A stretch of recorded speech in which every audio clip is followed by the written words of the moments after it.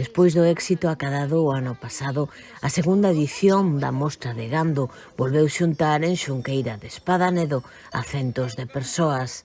Trátase dunha cita na que as protagonistas son as vacas, ovellas, cabras, cabalos, exemplares co que presume da calidade do seu gando. O evento serve como punto de encontro para os profesionais do sector primario.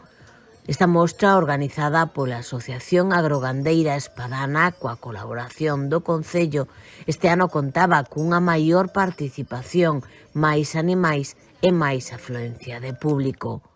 O venres entraba o gando e o sábado a xornada estaba repleta de actividades. A visita aos animais era obrigada, pero tamén houbo representación da artesanía da zona, a olería de Niño d'Águia.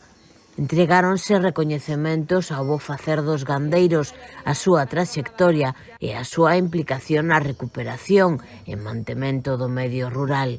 Tras a entrega comezou o xantar popular, pulpo e churrasco. Xunto aos sorteos, os participantes poideron gozar dos xogos comunitarios. Moitos dos maiores lembraron as feiras de gando máis habituais na provincia. Por outra parte, na súa visita, a conselleira do Medio Rural, María José Gómez, anunciaba o desenvolvemento dun novo pasteiro no concello de Xunqueira de Espadanedo, en terreos do monte veciñal en Mancomún de Barrio Carballeda e Casanova, cun investimento de preto de 190.000 euros.